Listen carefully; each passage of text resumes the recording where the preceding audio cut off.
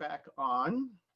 Let me share the screen and let's get started with our lesson. So, where we were last week, just to remember, we were looking at the establishment of Christianity in the Americas, and in particular, we were looking at it with regards to the United States, and we talked about how the various Catholic and Protestant denominations made it to the New World, and how we saw the start of Christianity as we know it within the 13 colonies, its effect on the American Revolution and the Constitution, and we looked at John Witherspoon.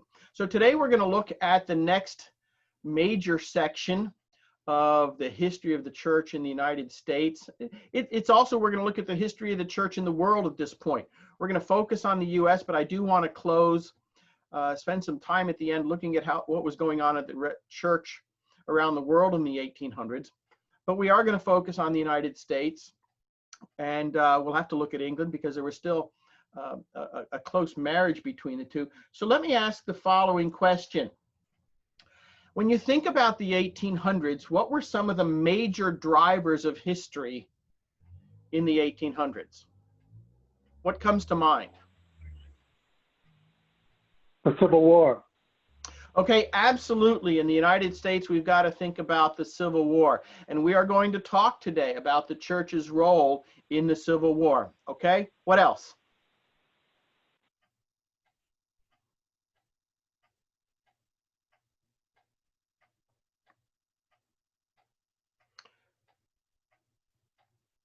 Well, think about what happened in 1803.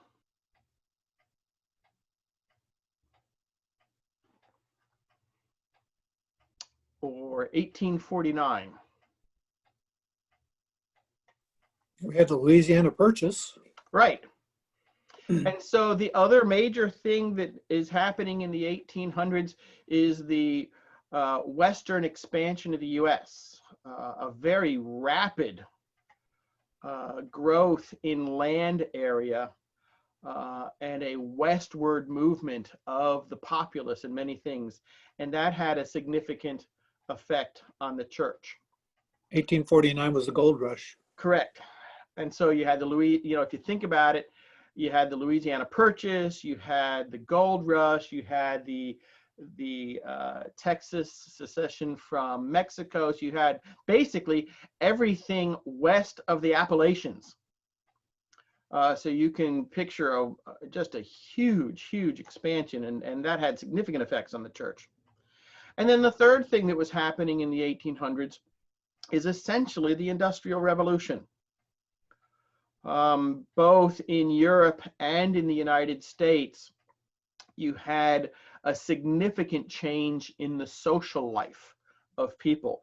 And so we're going to look at those three major historical engines and see the effect that they had on the church, and then the effect that the church had on those major events. And so that's why I have this picture. If you remember, the Statue of Liberty was given to the United States as a gift from France in 1876. In 1876, the United States was 100 years old.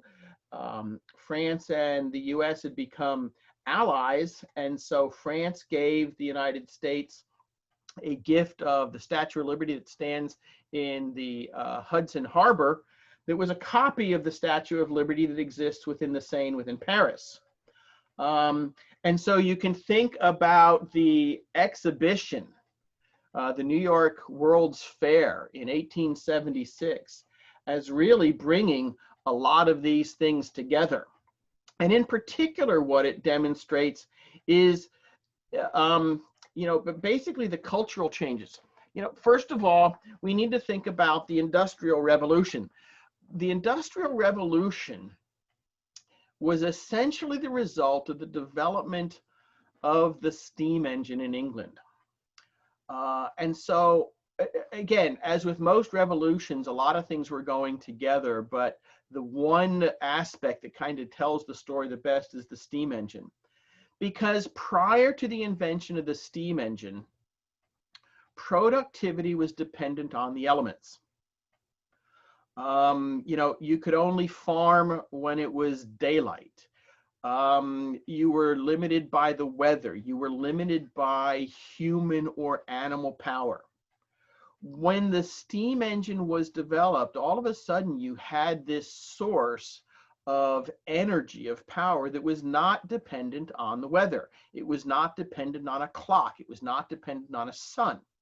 You could scale up or scale down, and you could undertake much larger activities because you had a greater source of energy and power.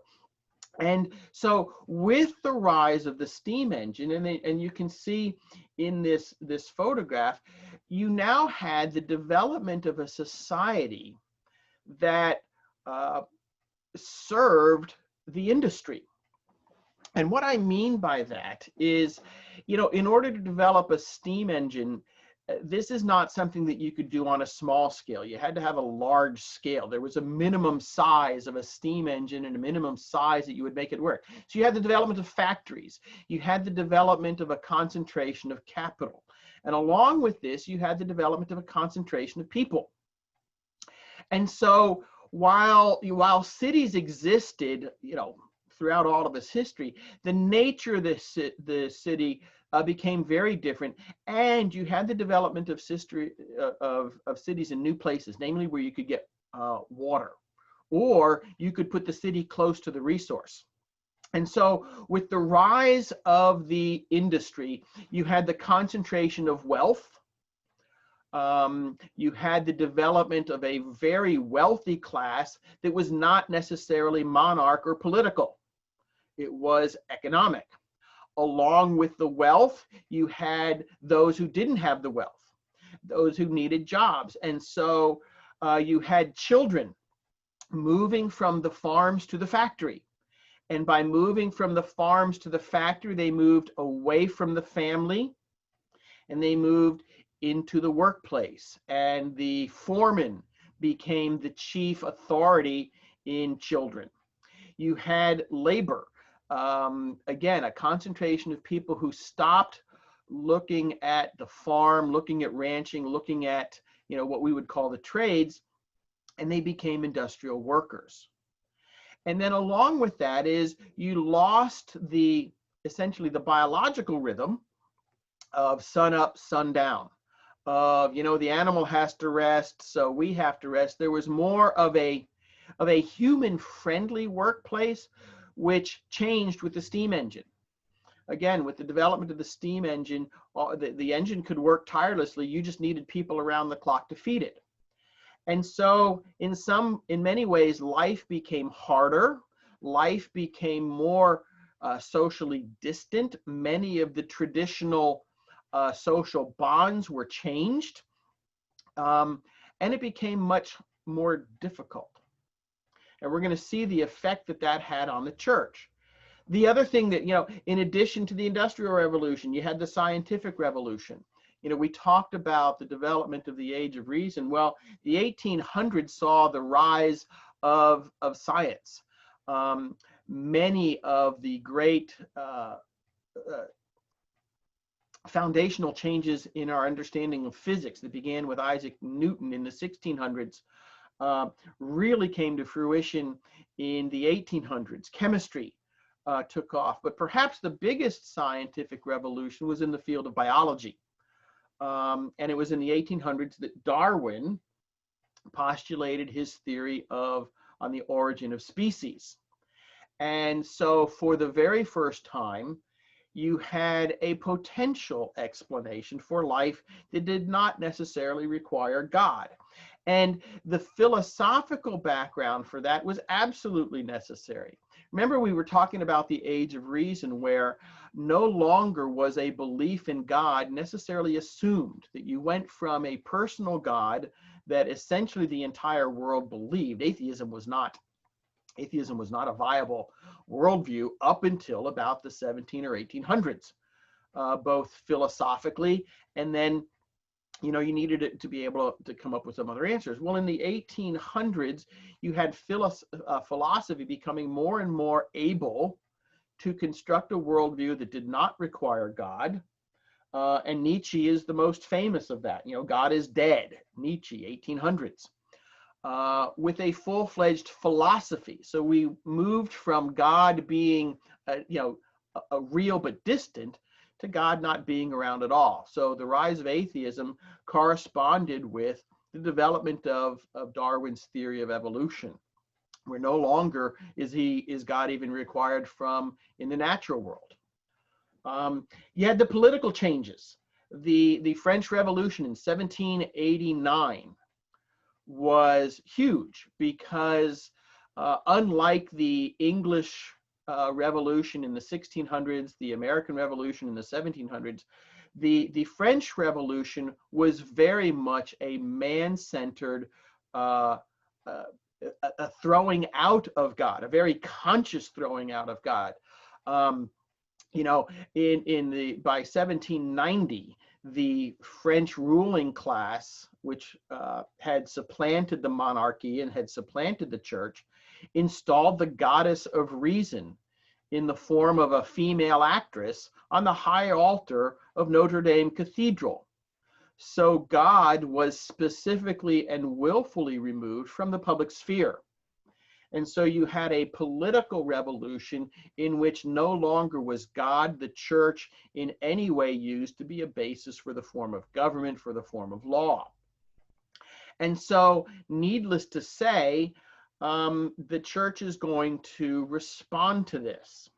Now, just for the sake of completion, when we think about a philosophical perspective, we haven't been dealing with too many doctrinal controversies since the development of Reformed theology back in the 1500s. There were debates about the nature of baptism and the communion. There were debates about the nature of salvation and all of that. But those debates had been essentially static. In the 1800s, there was the development of dispensationalism. Darby was an English Anglican who was looking at the Bible and came up with a scheme of essentially eschatology, in which there is going to be a pre-tribulation rapture, in which the history of the world is divided up into 7 ages. In other words, classical dispensationalism. So just a practical note for those of you who hold to a pre-tribulation rapture of the church, just know that theology did not develop until the 1800s. That's fairly recent. Darby influenced C.I. Scofield. And it was the publication of the Scofield Reference Bible in the late 1800s, early 1900s that really led to the spread of dispensationalism. Scofield had a great influence on Lewis Sperry Chafer. Lewis Sperry Chafer formed Dallas Theological Seminary, and so Dallas Theological Seminary became one of the great sources of the spread of dispensationalism within the modern evangelical church. DTS was known for its excellent training of pastors in biblical exegesis, and a part of that training was in dispensational eschatology. So when we think about theological changes in the church, this is probably the biggest one that occurs in the 1800s, is the development of dispensationalism. Any questions about this first major driver in the 1800s?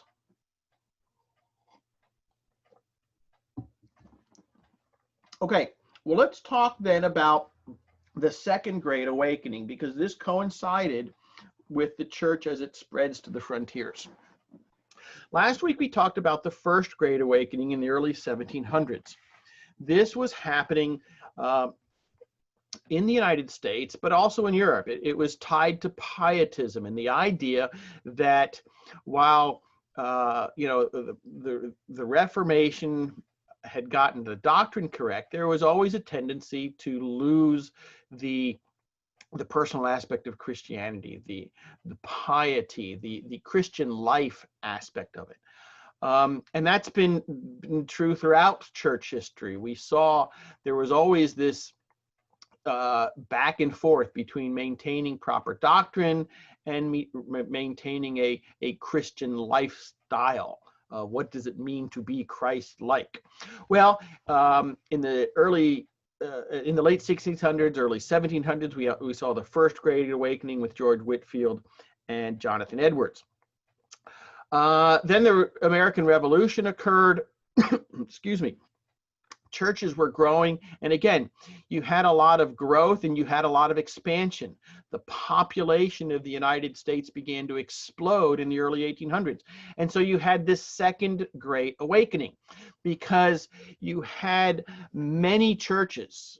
By this time, Baptist, Presbyterian, Methodist, those were the three major denominations along with their subsets.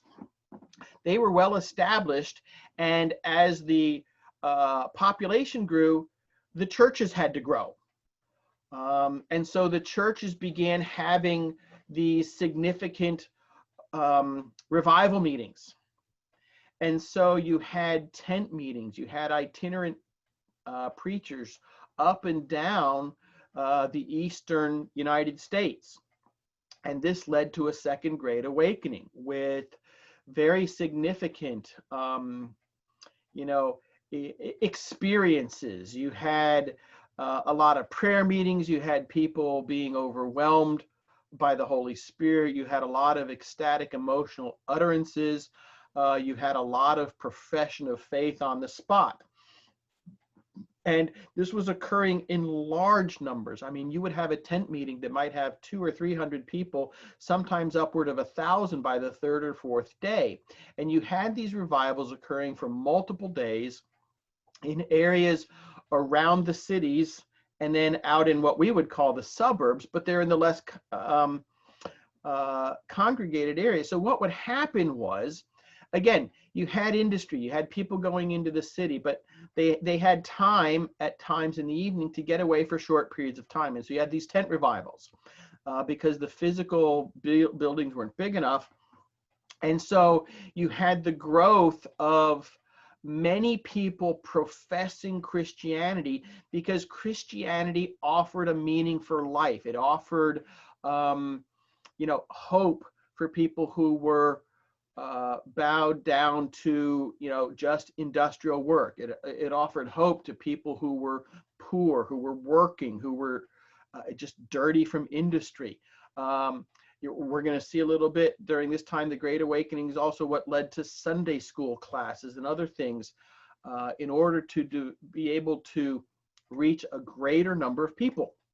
And so during this Second Great Awakening, where you had rapid expansion in the midst of, romanticism and the philosophies we just talked about, you then also had the development of various sects. And so, the Mormons grew in 1820.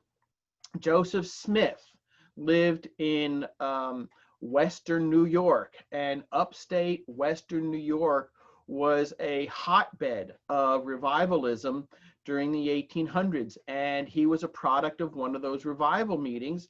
And his story was that as a result of a revival meeting, he started having these visions of revelation. And so he found these golden plates. He translated the revelation. That became Mormonism. It was rejected by the established churches at that time. They had to move west, first to Ohio, then to Illinois, and each place where they would try to get established, they were rejected by the local churches. And so eventually they settled in Utah in 1844, and the Mormon church under Brigham Young was planted and grew. But Mormonism was a result of the Great Awakening within evangelicalism in upstate New York. The Church of Christ. In 1832, Barton Stone was initially a Presbyterian minister. But as the U.S. began to expand, and you can think about things moving west into Kentucky. Barton Stone was on the frontier, was pastor of a Presbyterian church in the frontier, and he had difficulties with the traditional Reformed formulation, particularly with the idea of total depravity, with the idea of particular atonement, and with the idea of irresistible grace. And so he began to teach differently. Thomas and Alexander Campbell were having similar ideas in Western Pennsylvania, and they met. They formed a different Presbyterian synod, which was basically kicked out of the Presbyterian Church. And so what we know as the Church of Christ was formed in 1832 in Cane Ridge, Kentucky, and in Western Pennsylvania. Again, it had a Presbyterian background. It occurred during the Second Great Awakening, when there was a lot of just Christian thought, but for the Church of Christ founding, they rejected the idea of the total depravity of man, unmerited or irresistible grace, and particular atonement. And so the Church of Christ was formed in 1832 and spread rapidly throughout the frontiers. Seventh-day Adventists in 1863. William Miller was a Baptist preacher in upstate New York. And as he was looking at the Bible, he looked at Daniel chapter 8, verses 14 through 16, and did some calculations, and was preaching that Jesus would return on October 22nd, 1844. Now, one of the things that was occurring during the Second Awakening was these Bible societies, and people were passing out Bibles in the English language to anyone who would show up, which, again, spreading Bibles is a really good thing. What was happening, though, is without proper instruction, people were going through the Bible and coming up with unorthodox interpretation, and William Miller was one of those in his formulation of October 22nd, 1844. Well, needless to say, on October 23rd, 1844, his followers were greatly disillusioned.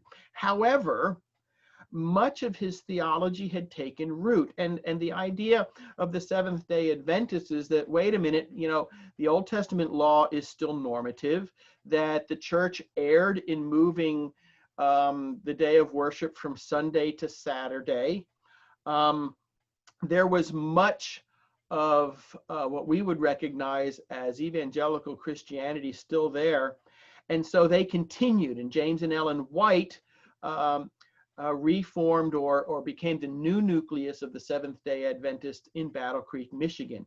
So again, what you can notice is this westward expansion of these various offshoots of Orthodox Christianity. And then the other group that showed up in the 1800s as a result of the Second Awakening is Jehovah's Witness. Charles Taze Russell was a Presbyterian minister who was influenced by Adventist teaching.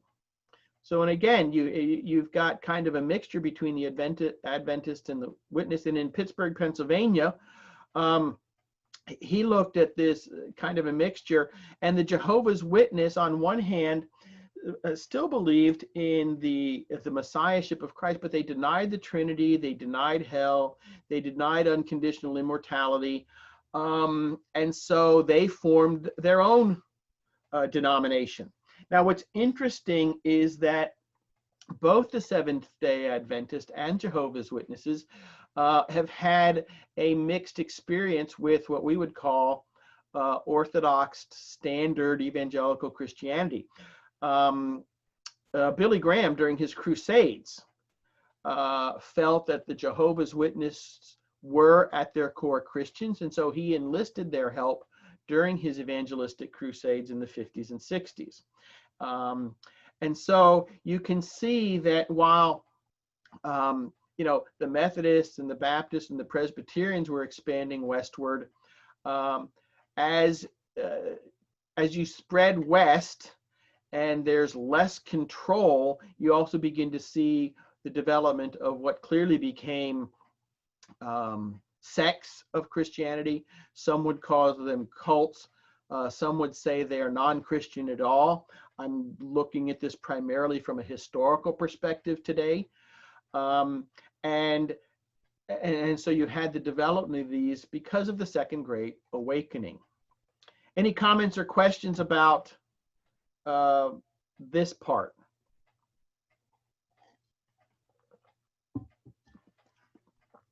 Let's go back then and think about further expansion.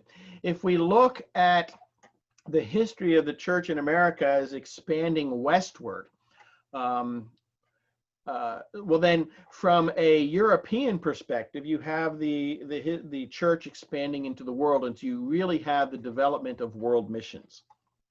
And William Carey of Britain is considered the father of what we would consider the modern world missions movement. The idea of there are places in the world in which the gospel has not been sent, in which churches are not planted, and we need to actively go there.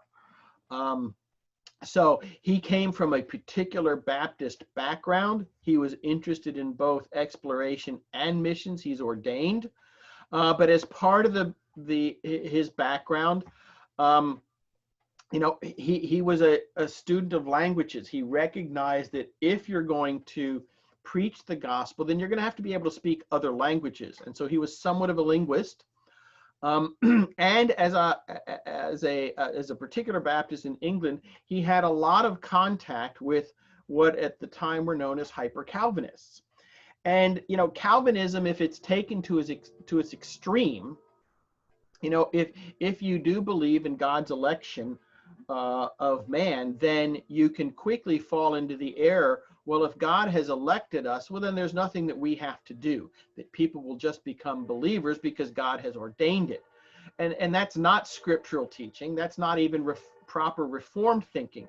And William Carey, in his interactions with them, was motivated to come up with a response. And so he wrote a tract, An Inquiry into the Obligation of Christians to Use Means for the Conversions of the Heathens. And this was written in 1792.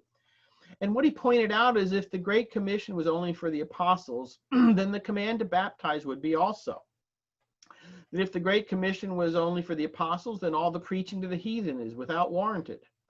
If the command to teach all nations was only for the apostles, and the promise of the divine presence would also be limited.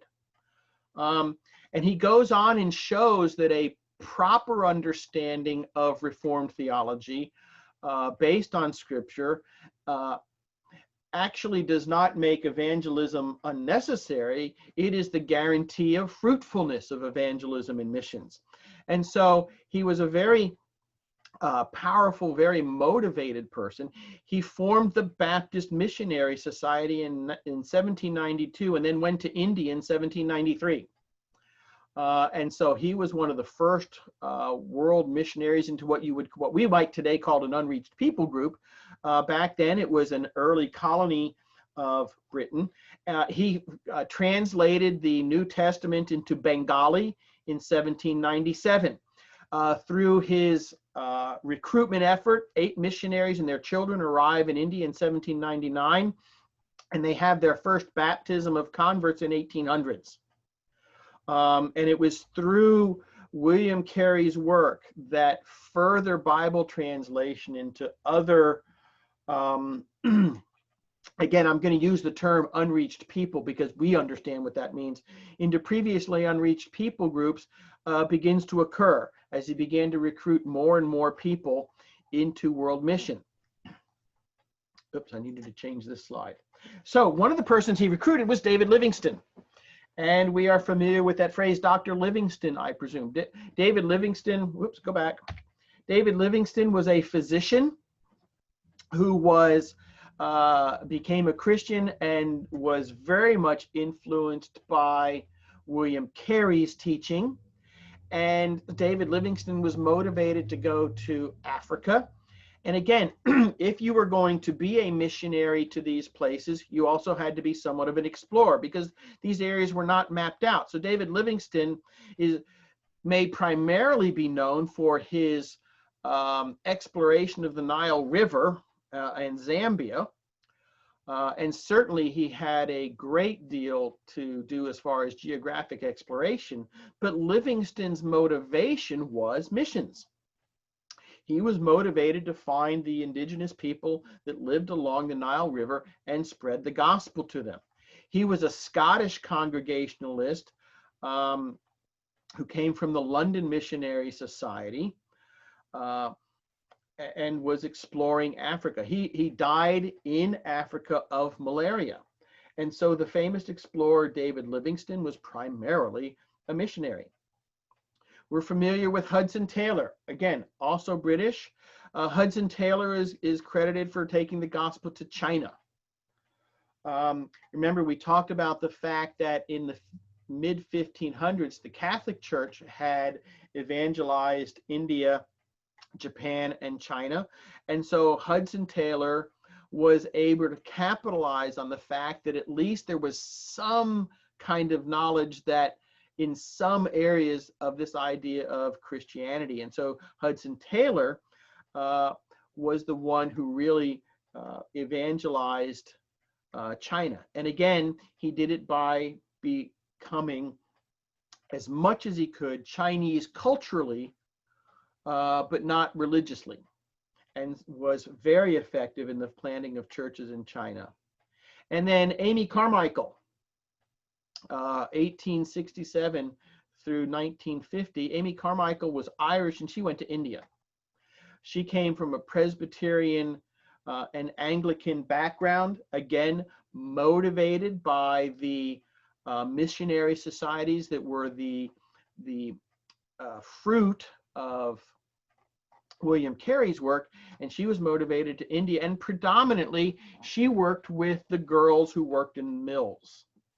Remember, the Industrial Revolution was occurring in all places, not just the United States, but anything that had a European background. And India was a colony of Britain in this time. And so you had the development of some industrialization in India. And Amy Carmichael looked at the situation and recognized that the girls who were working in the mills needed care. And so she went over to care, and in so doing, spread the love of Jesus just through her love of the children. She was very overtly evangelical, but she did it by living the lifestyle among them. Questions about the development of world missions?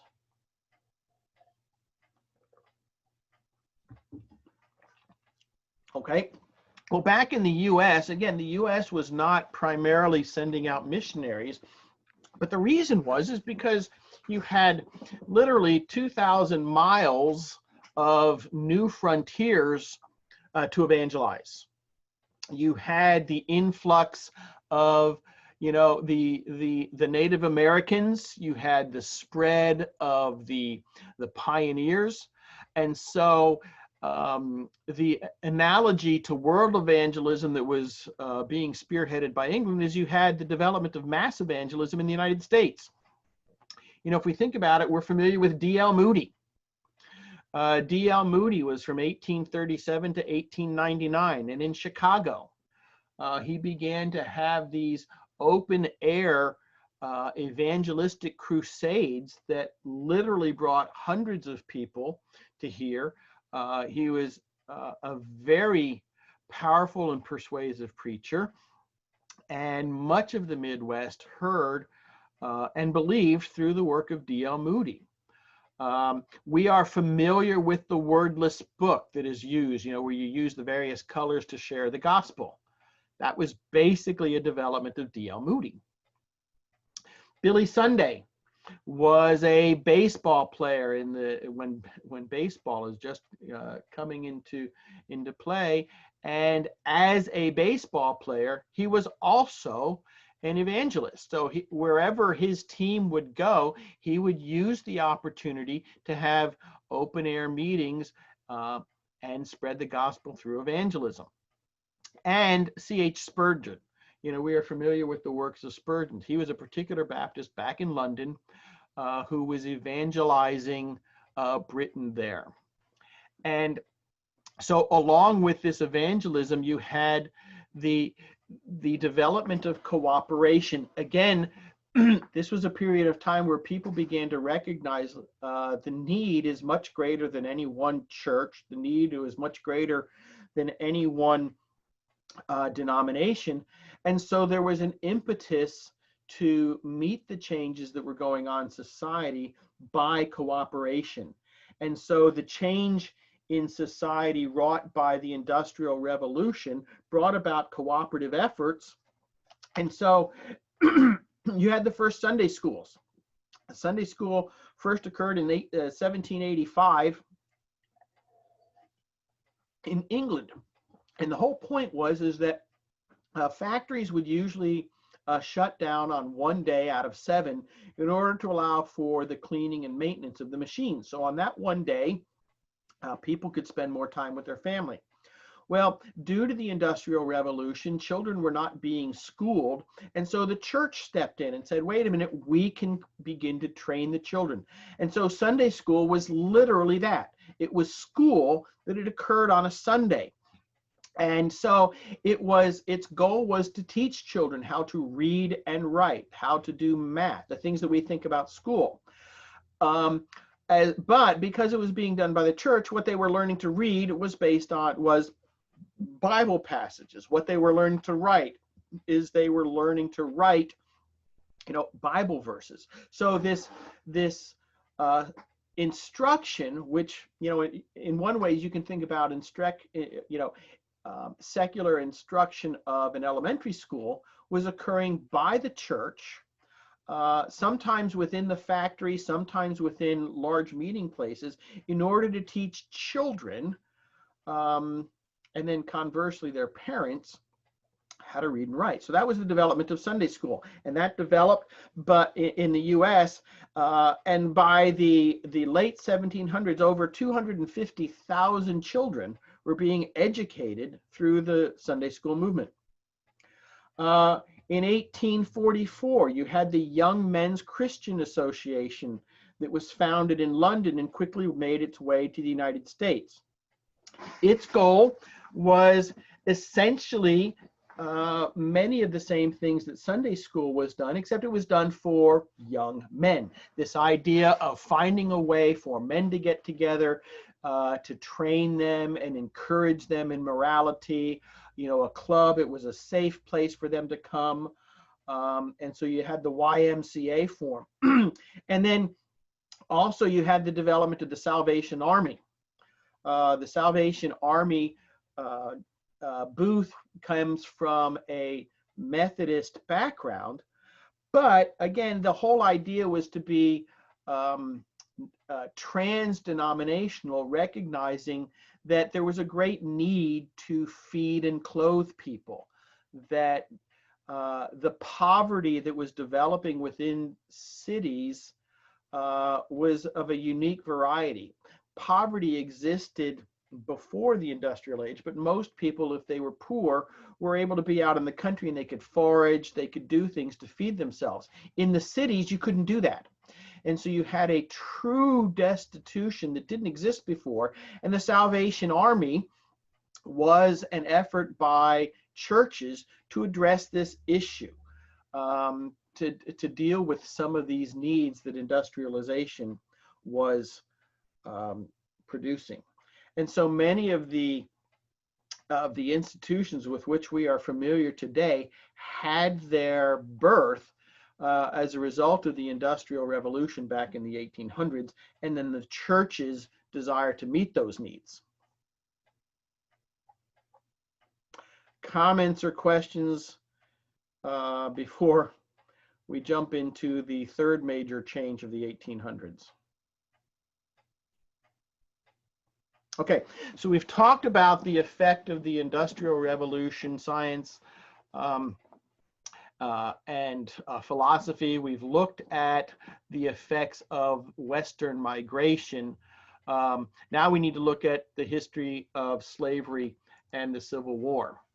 And this is an area of church history that, frankly, it's going to make us a little uncomfortable. Slavery was widely practiced in the colonies. That many of the southern colonies early on began the importation of black slaves from Africa. The northern colonies didn't necessarily have African slavery, but they did have a tendency to enslave the Native Americans. And so slavery was a widespread practice within the colonies. Now, that being said, there were many colonists who were abolitionists. Depending on who you're going to read, some will say most colonists were abolitionists, some will say few. But if you look at the writings, if you look at the development of some of the laws, it's clear that abolitionism was a very strong factor within the colonies, and eventually it did become most. The slave trade was made illegal first in 1777. And it eventually became a national prohibition by 1807. So the slave trade was illegal in the United States by 1807. Importation of slaves was illegal even before that. During this time, there was the recognition among the church that slaves, that blacks warranted and were worthy of the gospel. And Roger Witherspoon, who we talked about last week, who was a signer of the Declaration of Independence, was a Presbyterian minister who was also at the Constitutional Convention. He trained Chavis, who was the first black ordained minister in the United States. And so there was an effort to reach out to the blacks and to the slaves. By 1800, 20% of the United States was black, and that distribution was not equal. 50% of the southern states were black.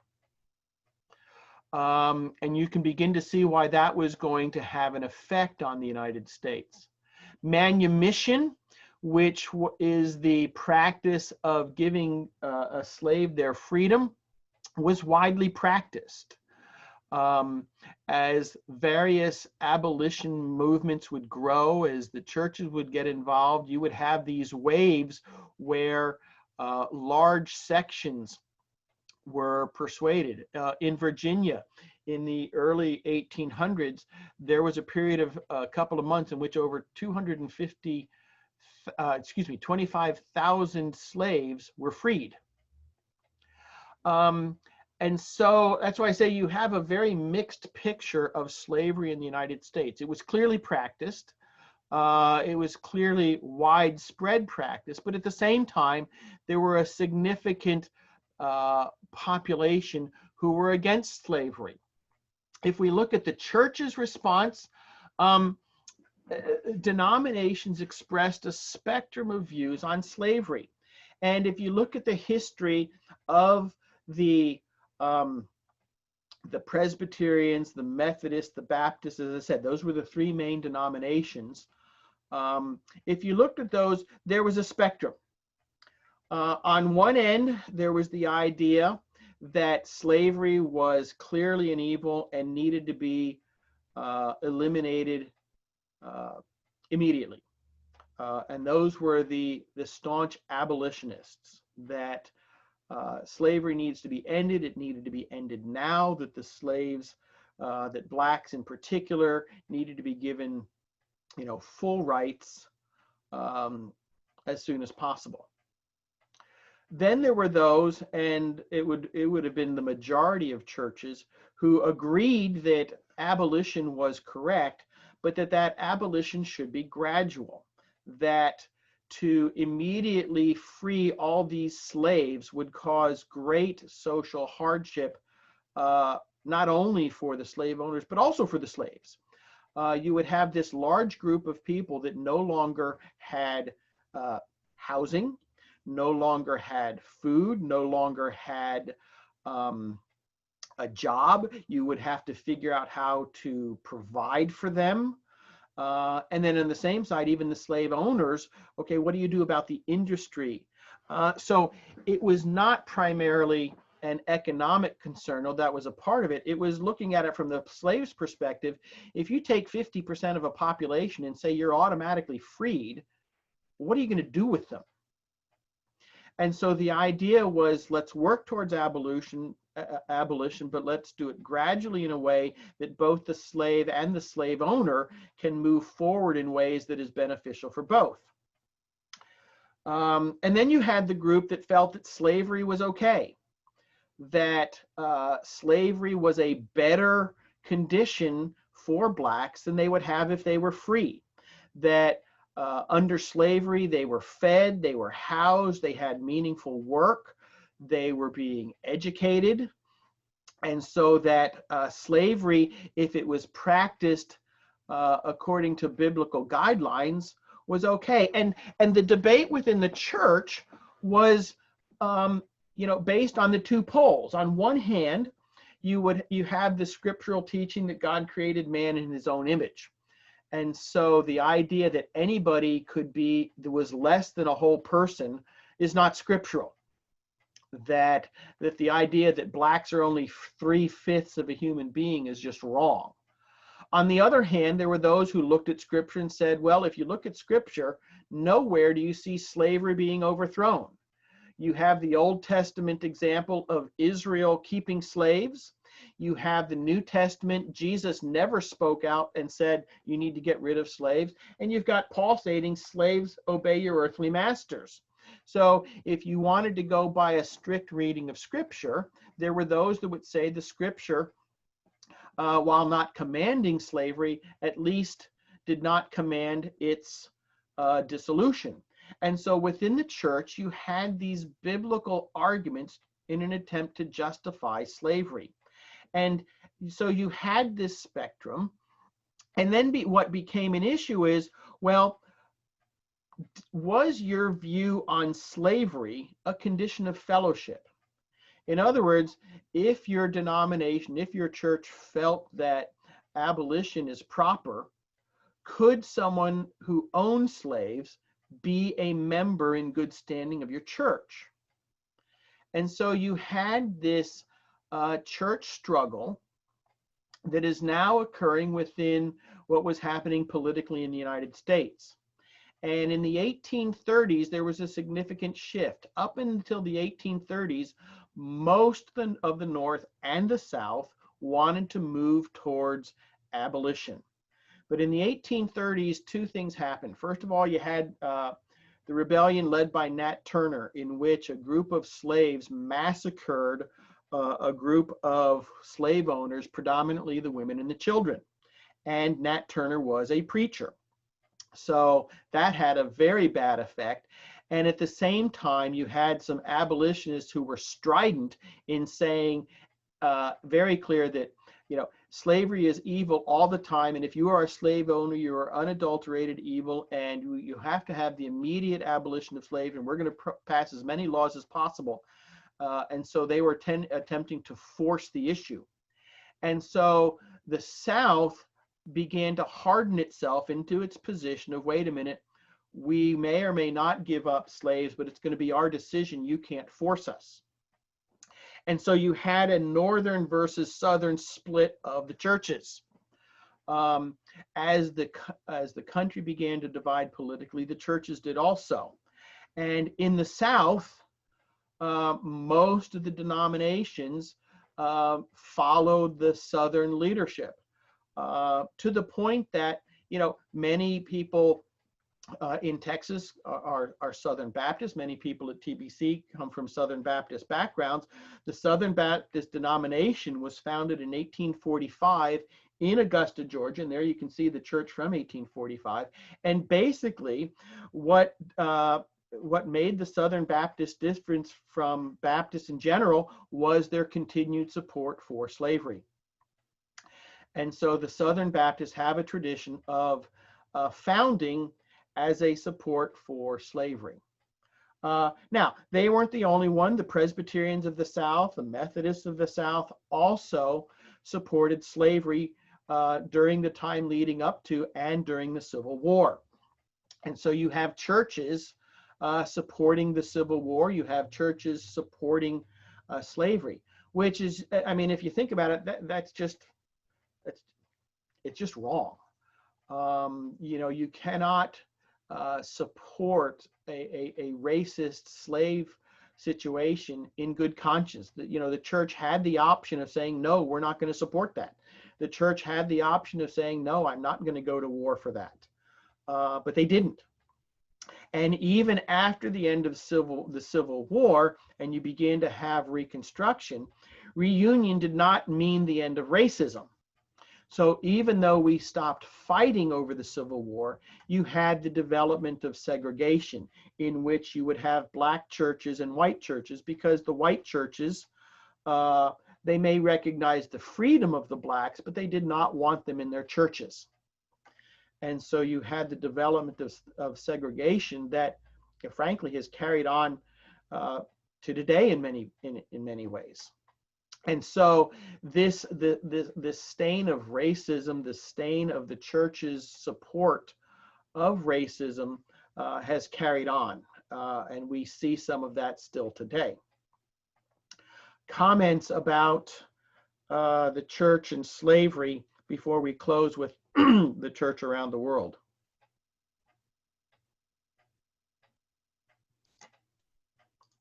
Well, then let me move forward and close the story on a couple of things. You know, we've talked about the idea, what was happening in the church in Europe. Well, basically the church in Europe was becoming less and less a factor in public life for all the reasons we talked about. In France, the French Revolution basically took the Catholic Church and relegated them to an afterthought. In Germany, the rise of Otto von Bismarck made Lutheranism basically just something you did as a good German. It was no longer an overriding factor in organizing in Germany. In Africa, you had the development of missionary churches, as we talked about, as well as in Asia. The church in Asia underwent significant persecution by the Chinese and by the Japanese, and you had the development of underground churches. The Catholic Church has an interesting history. You know, because of the rise of nationalism, as I said, Catholicism was being more and more marginalized. The Pope essentially loses a great deal of his power. The Jesuits return in 1814 to try to help support the Catholic Church, but essentially the Catholic Church is pushed back to Spain, Portugal, and Italy. And Italy had never really been a nation as much as was just a geographical feature that looked like a boot. The history of the Roman Empire was there, but you had all these papal states that eventually became more and more secularized, and Victor Emmanuel essentially conquered Italy, nationalizing Italy into a nation as opposed to a Roman Catholic Church organization. And so the church was forced back, and so that the only land then that the Catholic Church controlled was the Vatican, and Vatican City was established in 1871. The popes during this time, you know, overall, I think they were good men, but they did not know how to respond to the Enlightenment. As scientific rationalism increased, the popes became more and more dogmatic in opposing it. They did not understand the society around them. And so the Catholic Church became more and more marginalized because it didn't have an answer for the modern philosophy. It didn't know how to respond to modern science. And so the Catholic Church lost its voice. Pope Pius IX from 1846 to 1878 was one of the longest serving popes. It was during this time that the doctrine of the Immaculate Conception of Mary was developed. It was Pius that developed the Syllabus of Errors, which was the Catholic Church's official teaching that essentially everything that was being developed philosophically was just, it was categorically wrong. It was never argued. There wasn't an apologetic against it. It was just defined as wrong. And then the First Vatican Council was held, and papal infallibility, that doctrine became established in 1870.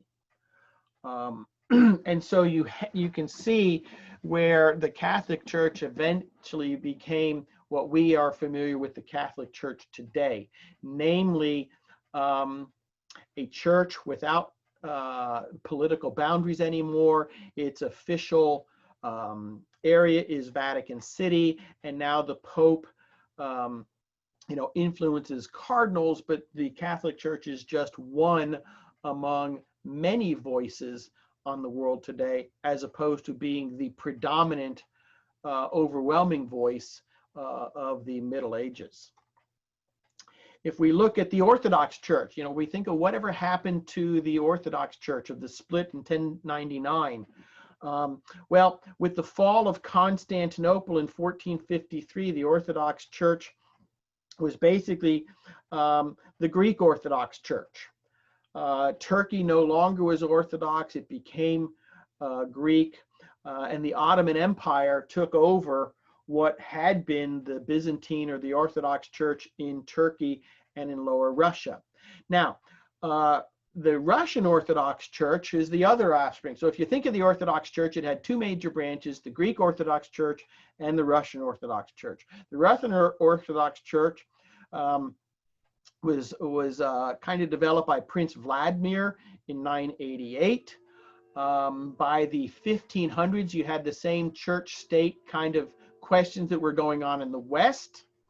And you had two groups. There were those that felt that the church and the state should be one, and there were those that felt that the church and the state should be completely separate. Ivan the Terrible in 1589 wanted to reconstruct essentially the Roman Empire. He took for his name Tsar, which was the Russian word for Caesar, and he saw himself as the head of the Russian Orthodox Church, and so Moscow became a patriarchy. Peter and Catherine the Greats in the late 1600s and early 1700s, again, they were leaders of the Russian Orthodox Church as rulers of Russia.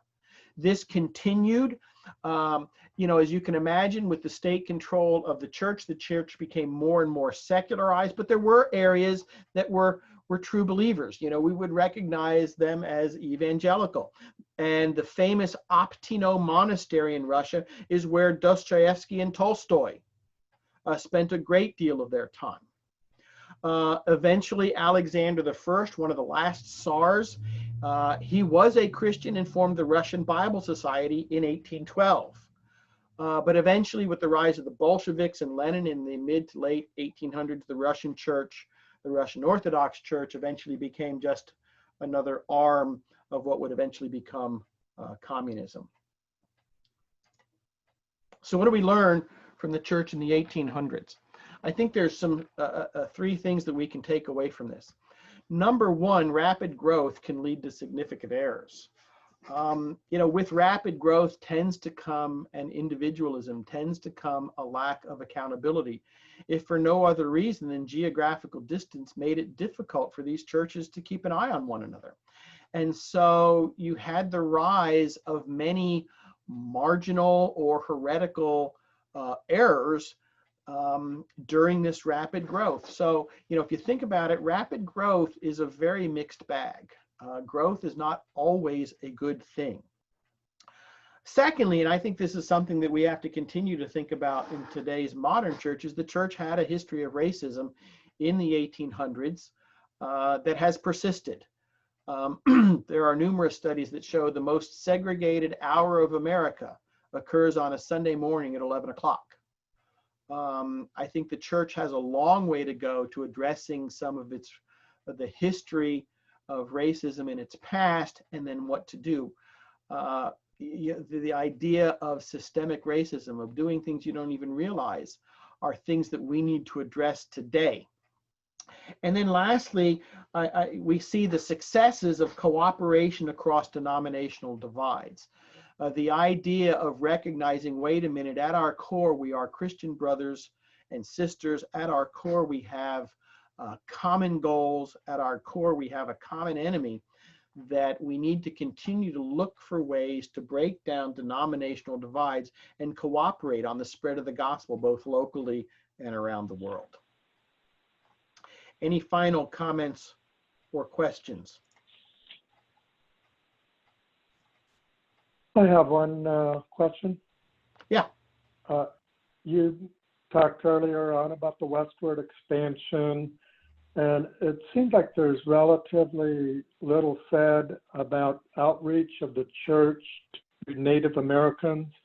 And Custer's last stand took place in the late 1800s, so it would seem like whatever outreach took place was largely unsuccessful. Are there any examples of significant outreach to Native Americans? So there were attempts. Many of the churches that expanded, there were some that tried to include Native Americans into their congregation. That was usually not that successful. There were other aspects where people would be sent essentially as missionaries into the Native Americans. Some of that was successful, some of it wasn't, and it's multifactorial. There was a lot of prejudice against the Native Americans. There was a lot of mobility of the Native Americans. So, in general, the Native Americans didn't necessarily have these large social, what we would call a town or a city. They would tend to move. And so that made it difficult. So to answer your question, yes, there were attempts. Most of them were unsuccessful.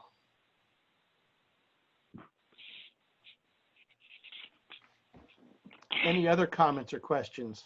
I want to make sure we have plenty of time to get to TBC if we're going to go to church.